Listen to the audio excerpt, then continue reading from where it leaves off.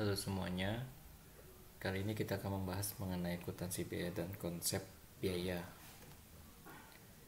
Adapun agenda presentasi kali ini dimulai dari pendahuluan, pemaparan singkat mengenai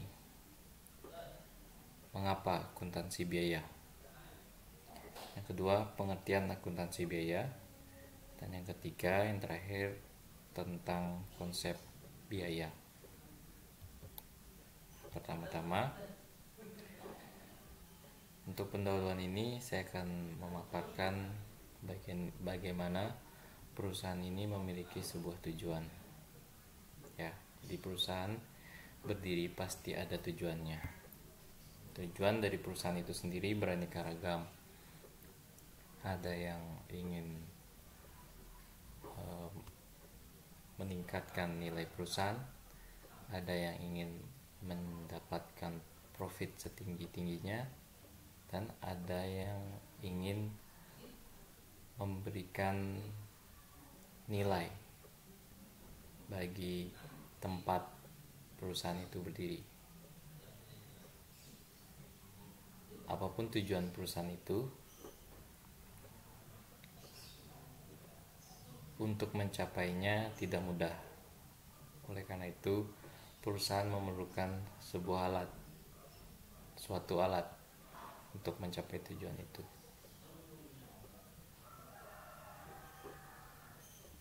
Dalam perusahaan, alat itu disebut manajemen. Jadi manajemen sebagai alat untuk mencapai tujuan perusahaan.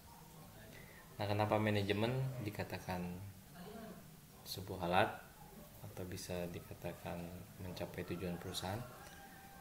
Jawabannya bisa dilihat pada proses manajemen itu sendiri. Ada 4 proses manajemen, yaitu pertama ada perencanaan, kedua ada pengorganisasian, ketiga ada pengarahan, dan yang terakhir adalah pengawasan. Dimulai dari perencanaan, manajemen sudah melakukan upaya untuk mencapai tujuan perusahaan dengan melakukan perencanaan di tahap awal. Ketika perencanaan ini sudah matang, barulah melakukan pengorganisasian. Pengorganisasian itu adalah mengumpulkan sumber-sumber tenaga, membentuk suatu struktur organisasi, dan siapa-siapa saja yang menempatkan struktur organisasi tersebut nantinya akan diarahkan ke arah sesuai dengan tujuan perusahaan. Dalam perjalanan perlu diawasi, sehingga tahap terakhir adalah pengawasan agar tidak melenceng dari apa yang sudah direncanakan dan diarahkan. Keempat proses ini akan membawa perusahaan mencapai tujuannya. Itu akuntansi biaya. Nah, apa kaitannya akuntansi biaya? Jadi akuntansi biaya ini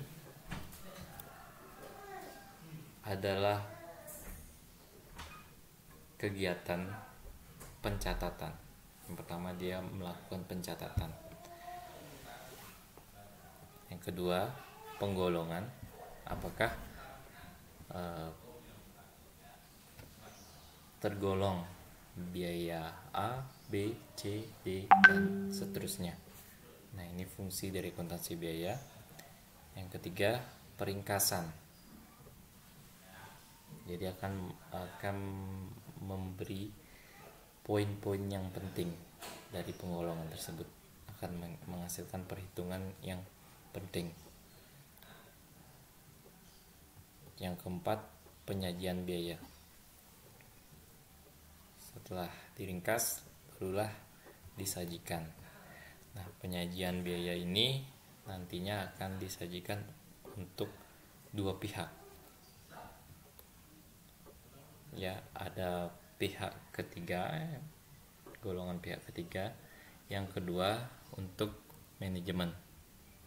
Akuntansi biaya ada di tengah-tengah sini. Ya, jadi posisi akuntansi biaya ada di tengahnya.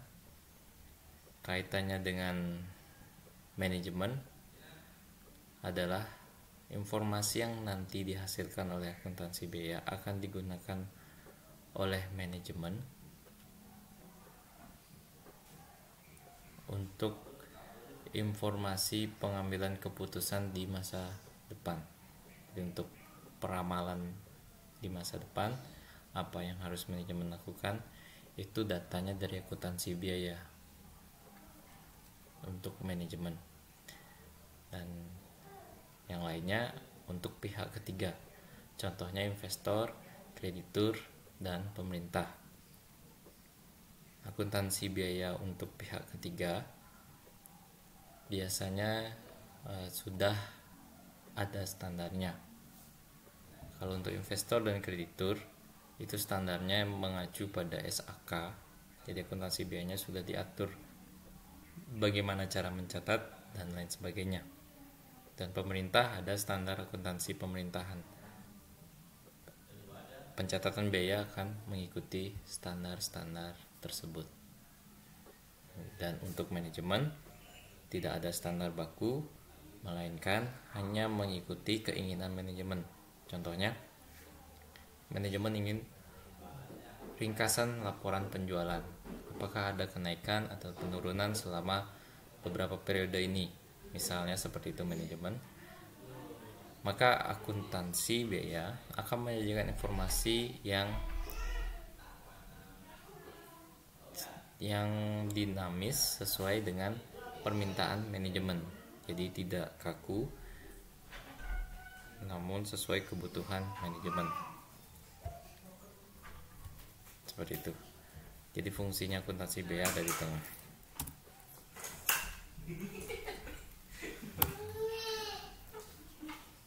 Untuk konsep biaya tadi sebelumnya sudah dijelaskan bahwa biaya ada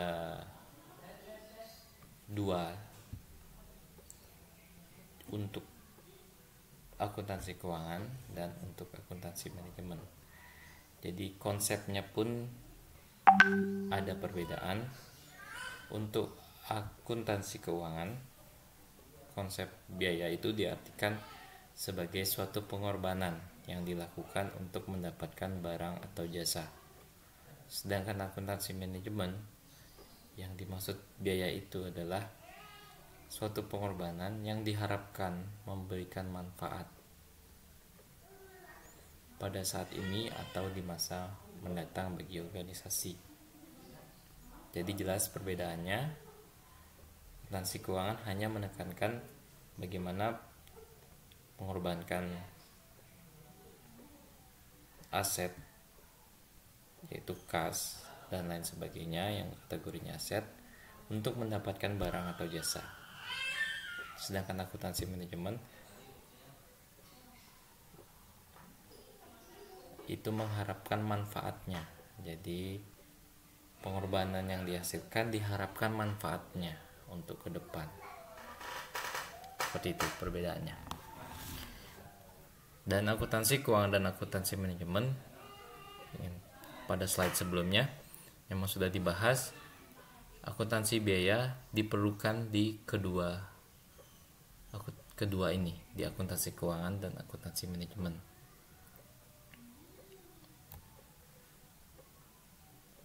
Jadi akuntansi keuangan untuk pihak ketiga dan akuntansi manajemen untuk pihak manajemen. Ya, jadi pemahaman konsep biayanya untuk akuntansi keuangan dan akuntansi manajemen sedikit berbeda. Nah, untuk mempermudah pencatatan biaya, maka biaya tersebut diklasifikasikan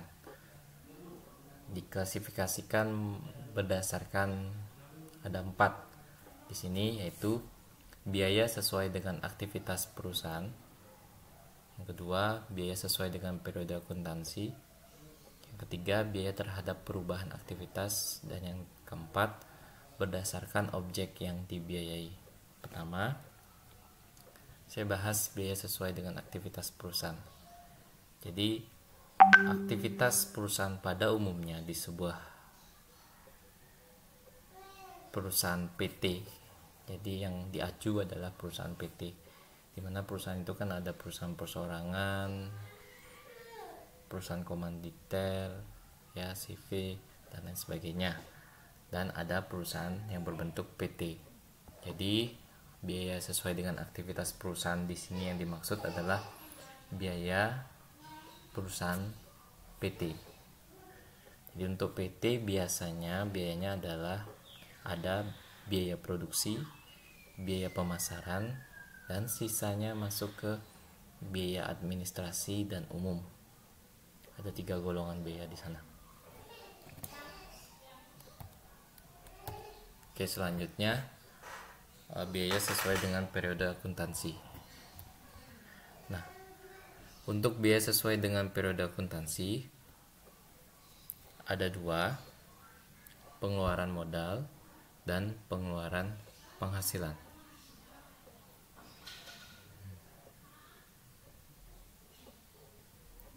Untuk pengeluaran modal, ini dimaksud adalah biaya-biaya yang dikeluarkan dalam rangka memperoleh aktiva tetap, meningkatkan efisiensi operasional dan kapasitas produktif aktiva tetap, serta memperpanjang masa manfaat aktiva tetap.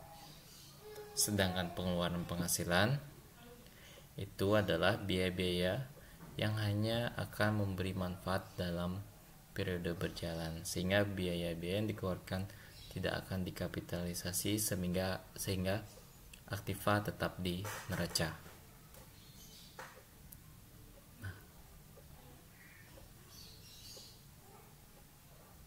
Nah, seperti itu ya.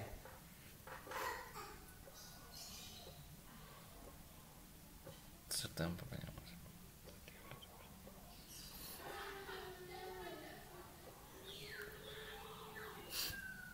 Jadi perbedaannya ketika menurut periode akuntansi, misalnya contoh membeli mesin pabrik yang umurnya 5 tahun, maka kategorinya adalah pengeluaran modal. Kenapa?